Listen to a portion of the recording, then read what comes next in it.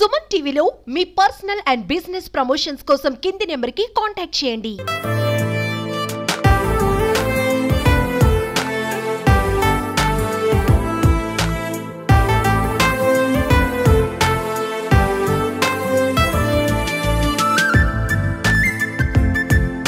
రేపు 6వ తారీఖు లోకేష్ గారు వస్తున్నారు.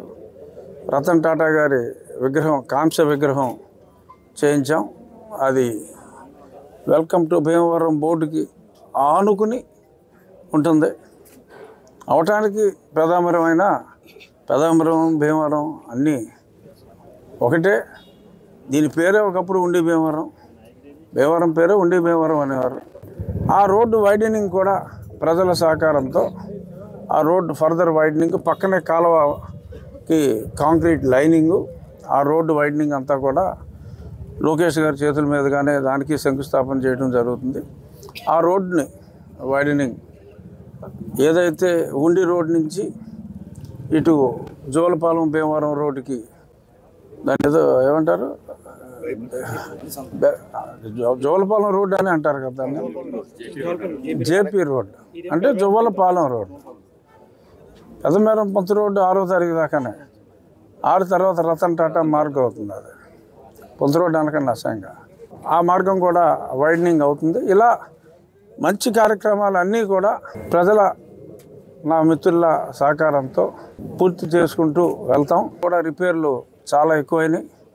అవన్నీ కూడా ఈ పెదకాపురం, చిన్నకాపురం ఆ ప్రదేశాల్లో డ్యామేజ్ ఎక్కువైంది. యుద్ధ ప్రాతిపదికన పనులు చేస్తున్నారు. మీ అందరికీ తెలిసే ఉంటుంది. ఆ మట్టి అంతా తీసుకొచ్చి లారీలు దాన్ని ఒక లెవెల్కి తీసుకురావడానికి ఇంజనీర్లు కృషి చేస్తున్నారు. మొన్నే కలెక్టర్ గారు కూడా ఆ పరిమళ స్కీమ్ దగ్గరికి వెళ్ళి ఇన్స్పెక్ట్ చేశారు.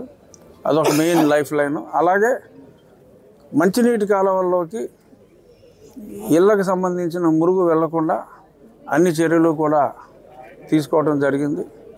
ఇవన్నీ కూడా రాబోయే 2-3 నెలల్లో సంపూర్ణంగా ఏదైతే విజన్ డాక్యుమెంట్ అనుకున్నామో సంపూర్ణంగా చేయటం జరుగుతుంది. ఎస్పెషల్లీ ఈ పోలీస్ శాఖలో చొరవ తీసుకుని చేయాలి అన్నా కూడా చాలా అనుమతులు కావాలి. త్వరితగతిన ఎస్పీ గారు మూవ్ చేయటం, ఐజీ గారు ఫాలోఅప్ చేసినందువల్ల ఇవన్నీ కూడా ఆఫీసులు కావచ్చు, ఆ వాహనాలు ఇవ్వాలన్నా కూడా అనుమతి అవసరం, దానికి అనుమతి కావచ్చు. ఇదంతా కూడా చాలా వేగంగా, దానికి ఐజీ గారికి ప్రత్యేకంగా నా ధన్యవాదాలు.